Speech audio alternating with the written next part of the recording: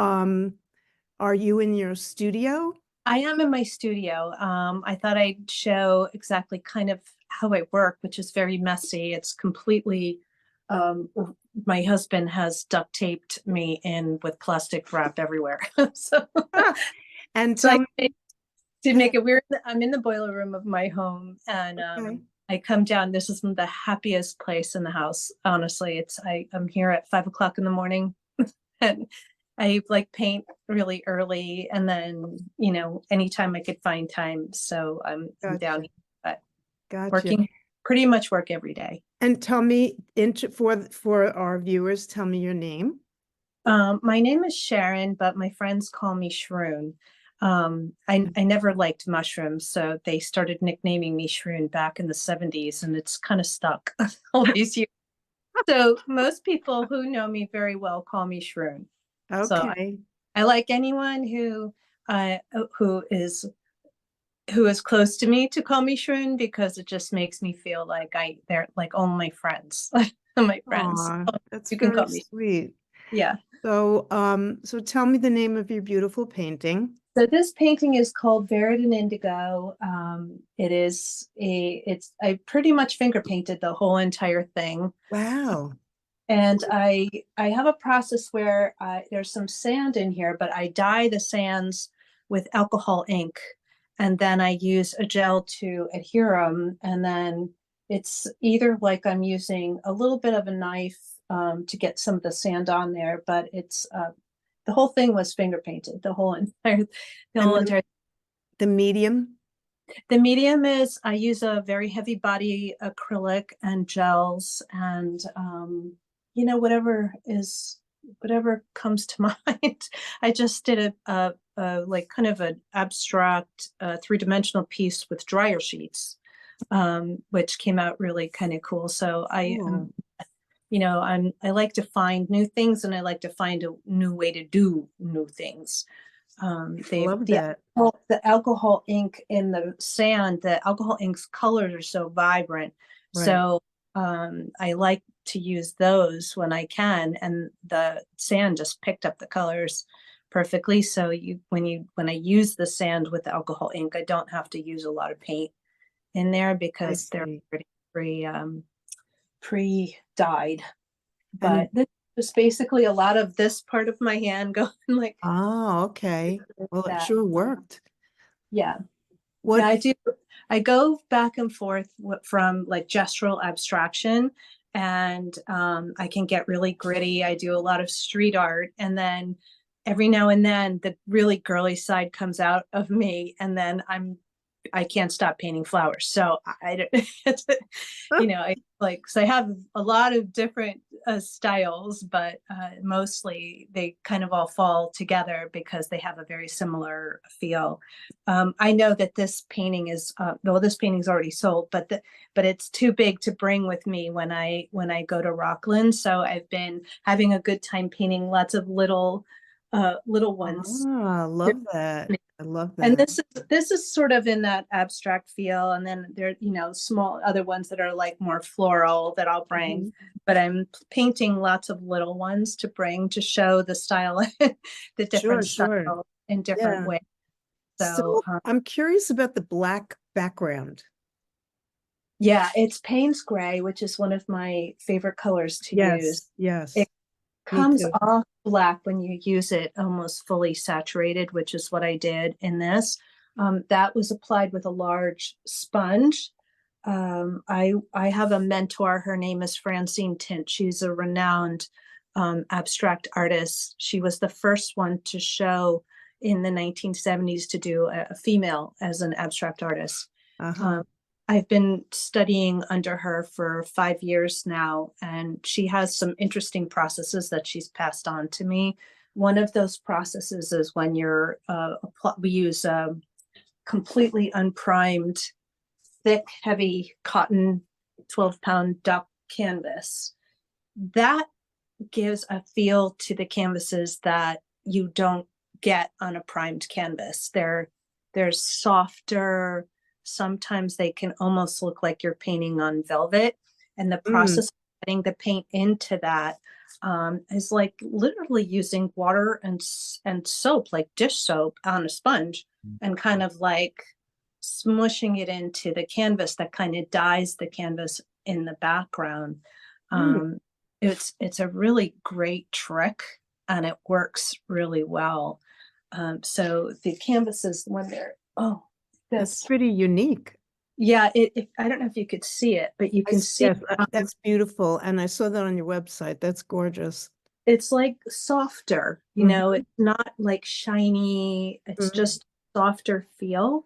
mhm. Um, so, and I love when you have this sort of muted background and then there's that shiny paint on top of it, Mm.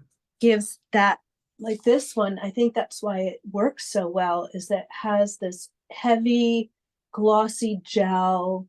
It's got the sand texture, and then it's got that beautiful canvas that's still coming through, so it's not completely eliminated. It's sort of part of the painting. Do you um, stretch it to hang I it? do. Yeah, I stretch them. I've stretched these. I stretch everything. This is actually Mhm, like hand stretched. I stretch everything. mhm. I'm very fortunate to have a very supportive husband who I feel like he's like a co-creator, because anytime I need to do something, he's right there. Like, I need you to build me a wacky frame, and he'll do it. So I'm very fortunate to have the support. Mhm. He makes me some crazy tools. Wait, I should show you my crazy tool. Sure.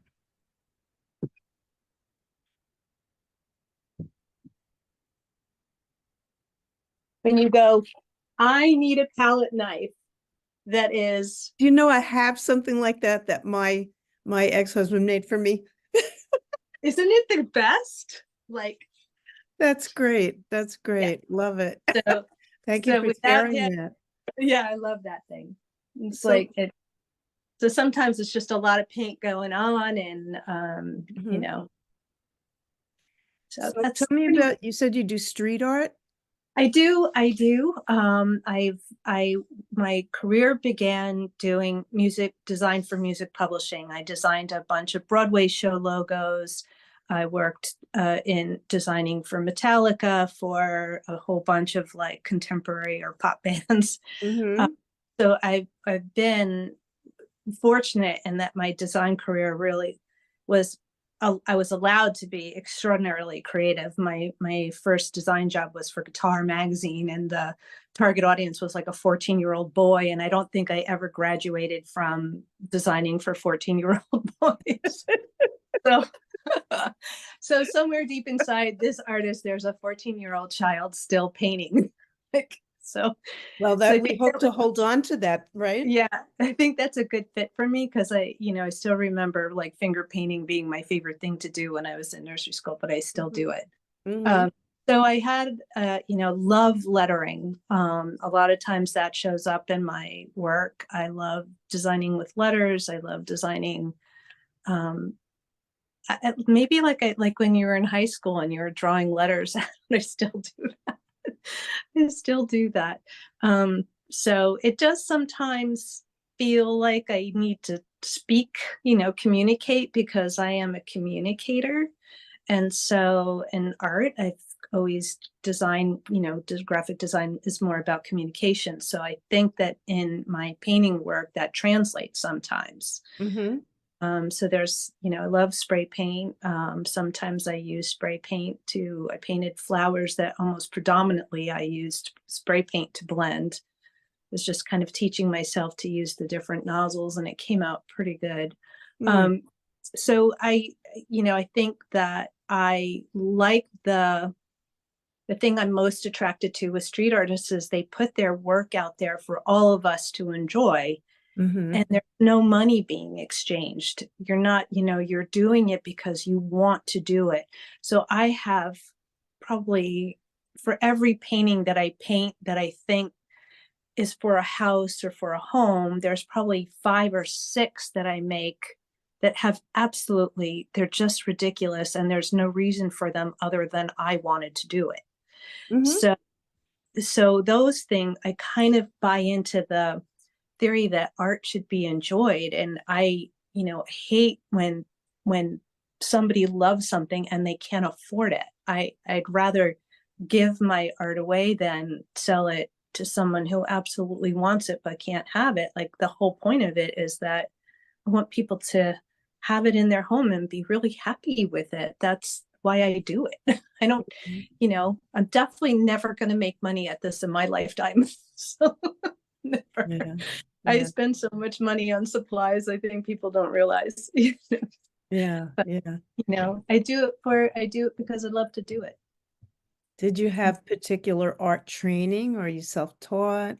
I went to, obviously, I've been to graphic design school, and I have been working and training at the Art Student League in New York City for a lot of years. So yes, I've had some training. I've gotten to work with really amazing, renowned artists, John Parks, Francine. I'm just like, going and gleaming from the greats. Mm-hmm.